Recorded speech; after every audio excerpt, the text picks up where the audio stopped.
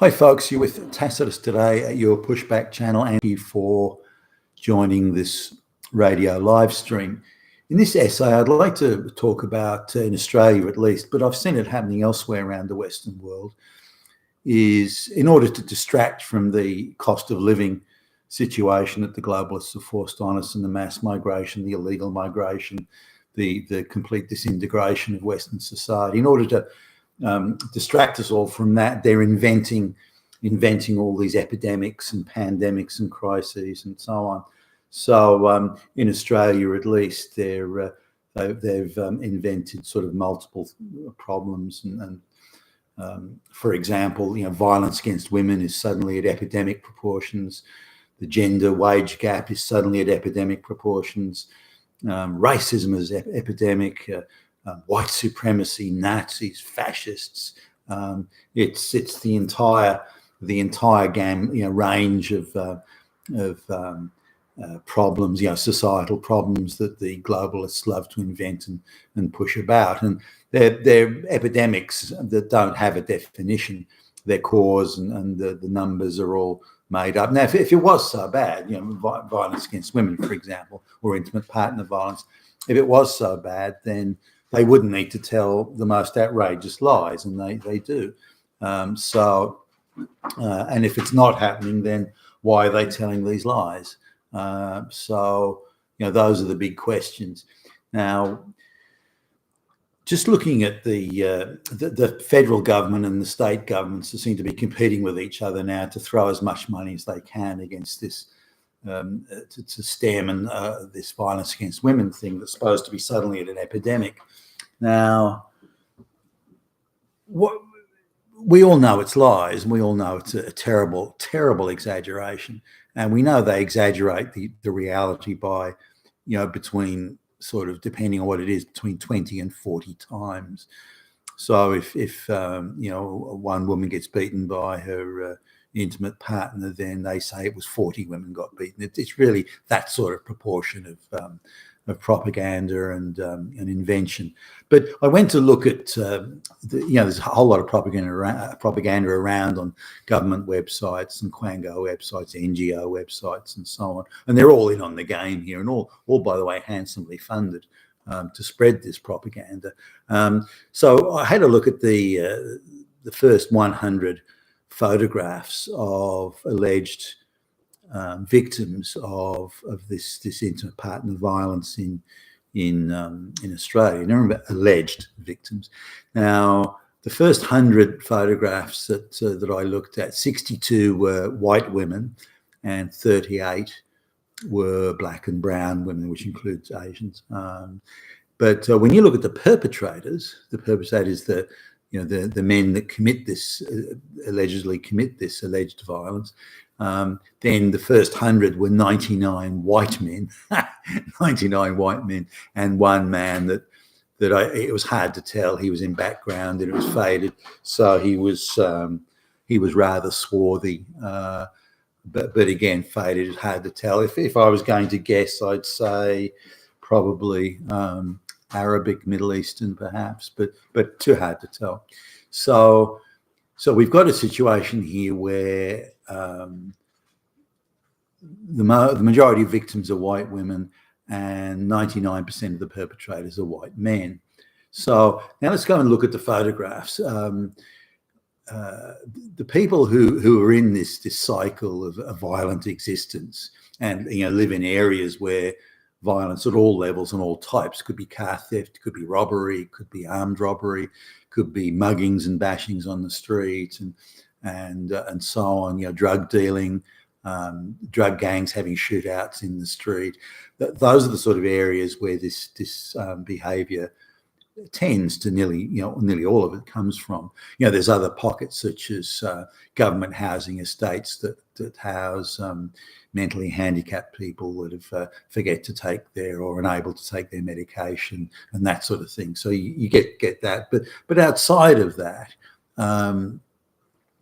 the instances of violence are quite rare. So anyway, having a look at the numbers, so they say 99% of perpetrators are men.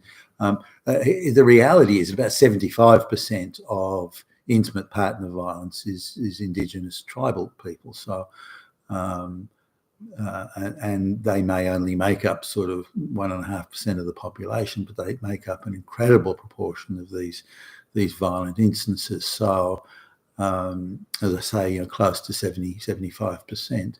Now, the rest, there's a 20 odd percent or 18% around comes from people from the subcontinent and Middle Eastern extraction. So, and then the rest, give or take 10% is white people, and nearly all of that is white people living on government housing estates who are mentally handicapped and so on. So really, the outside of those areas, the chances of a woman sort of being subject to any violence is very, very slim. So now let's come back to the photographs. So looking at the photographs of the abused women, or allegedly abused women. Now, some of these are actors, but it's supposedly some are real victims. They say most of them are. I would say most of them are actors in my view, but nonetheless. So let's have a look now. Now, if you're in a cycle of violence and stress and strain, and you've got that worry, that anxiety, you've got a poor diet, you're not sleeping well, this sort of thing, you don't look very good. Your skin looks terrible. You look drawn, haggard. You're not resting. You're not looking clean and tidy and well turned out.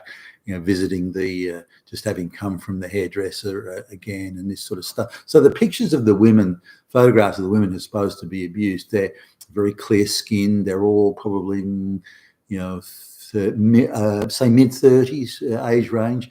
They've got good hair. They've got clean, well made hair. They're well dressed. They've got very clear skin.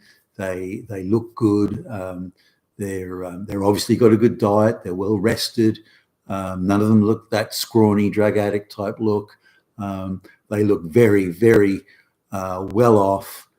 As I say, eating well, resting well, very low stress in their lives, close to zero stress in their lives.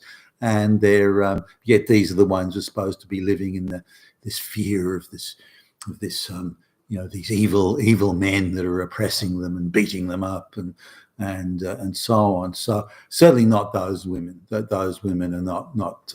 Now I've seen women who live in those government housing estates where violence is just a standard way of life at all levels, but be it intimate partners, your neighbours, the folks down the road. So it's just a violent existence for those people. And I've seen what they look like, and they age well before their time. At age 25, they look 40. Their skin looks terrible. They've got that haunted, hunted look, and men and the women, by the way. And so, and none of the women in the photographs look like that at all, not even close. So if they are subject to this sort of violence, it's got to be the lowest stress violence they've ever seen. They also live in houses where there's plenty of money, and they can dress well, go to the hairdresser regularly, and, as I say, have a good diet. None of the women looked either under or overweight. They looked very fit, healthy women. So I don't, I just reject completely that they're oppressed or abused women. Now, coming to the men, the 99% white men that are supposed, this assumes that white men have an incredibly high level of relationships with black and brown and Asian women, which is, of course, we know is utterly and totally untrue. So that's not acceptable as a premise in any way. So these men that are depicted similarly, they're about 40 on average, 40 years old. Very well dressed, very well turned out. Again, unusually sort of fit, and there's no overweight men or underweight men. There's no haggard-looking drug addict type men or anything like that. They're well rested, good diet, good skin. Again, regular visits to the hairdresser. good clothes, good clean clothes, very well turned out, and these are the these are the men that are supposed to be the wicked, evil abusers. Now, ideologically, the industry, the victim industry, ideologically, because they're owned and run and pushed by the globalists, ideologically they want middle class Western white men to be targeted and shamed and blamed and accused and threatened and all that sort of stuff, because they're the biggest opposition to the globalist project. I mean, these are the men, the well-educated, hardworking, merit-based white men that expect accountable government. They expect the rule of law. They expect due legal process. They expect accountability. So the globalists can't have any of that, none of that. So these people just have to be got rid of. And so they have to be blamed for all manner of inventions and things that are dreamed up. They're racists, they're misogynists, they're oppressors, they're fascists, they're Nazis, they're white supremacists, Hitler! And this is the game that the globalists and the scam that the globalists use.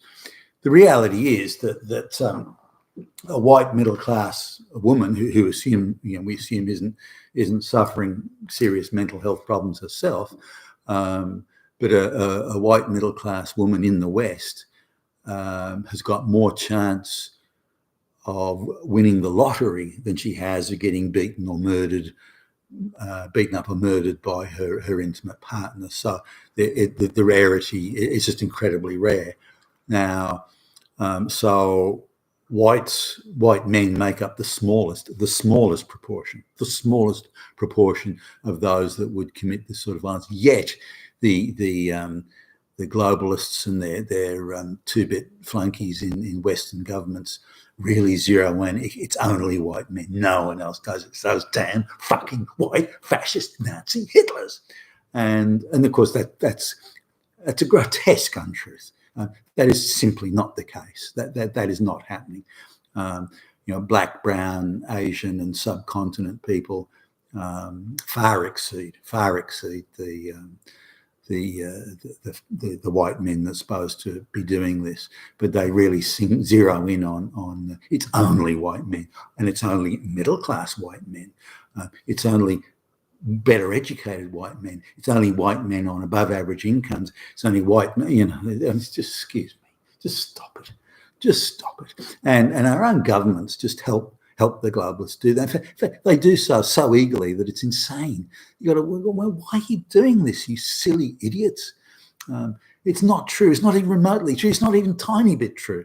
You're inventing it all and telling the most terrible lies. And again, if it was as bad as they claim, they wouldn't need to tell any lies. The evidence alone would stand up to any scrutiny.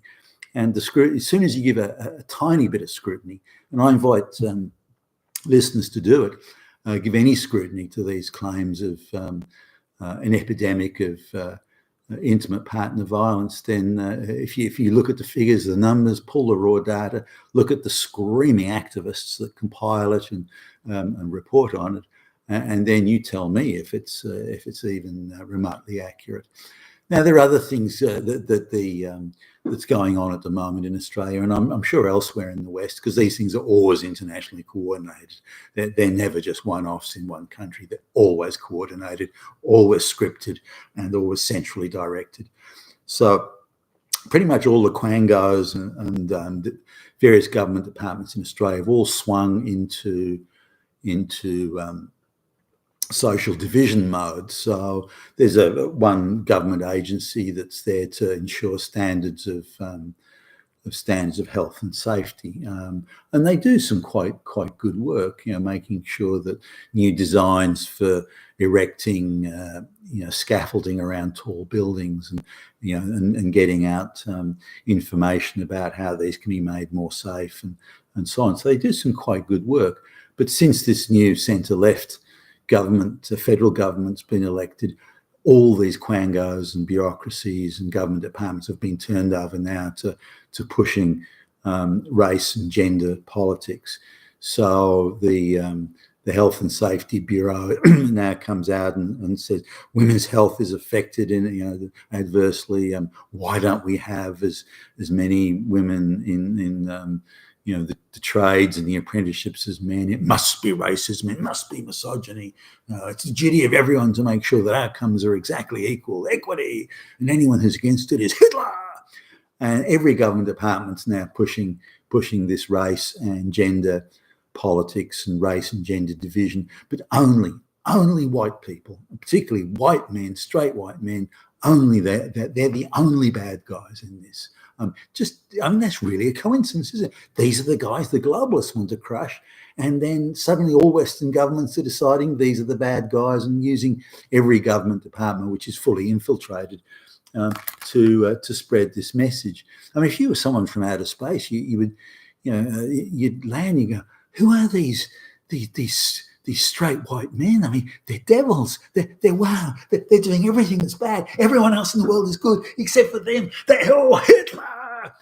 And so every department, as I say, is put over to this.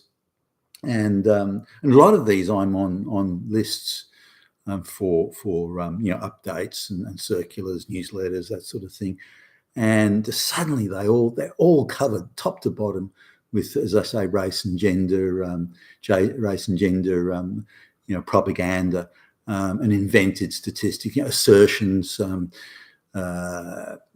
Expert in these matters, so and so says that all white men are evil and they're Hitler, and because of this, we have to take them all out the back and shoot them. And then you look at who this person is, and it's a lesbian gender studies academic from some fourth tier fucking university somewhere, and who's also on the payroll of some NGO and some United Nations division. This is not a commentator or someone who's giving an objective view. It's a screaming activist. And yet the newspapers and the media generally are quoting this person as being the expert who knows. Then the next article comes along from another media outlet who then quotes that particularly the online and the social media. Misogyny and racism has never been worse than it is now, committed by straight white men. And this has been confirmed, proven beyond doubt and then they'll quote this activist claiming that all white men are evil and Hitler and so on. So we're looking at a real sort of movement here. Now, I think it's to distract from the cost of living issues and so on, which are out of control all across the Western world. But I think additionally, the globalists appear to be a bit nervous that they may be running out of time a little bit, and so white people have to be crushed just that little bit quicker and that little bit more firmly, and then they want to use every device they have at their hand, which is a substantial range, media, government departments, institutions, universities, and so on. Use every institution to just go back and do some more crushing of those damn straight white males who are, of course, all Hitler. You've been with Tacitus today, your Pushback channel, and thank you for listening.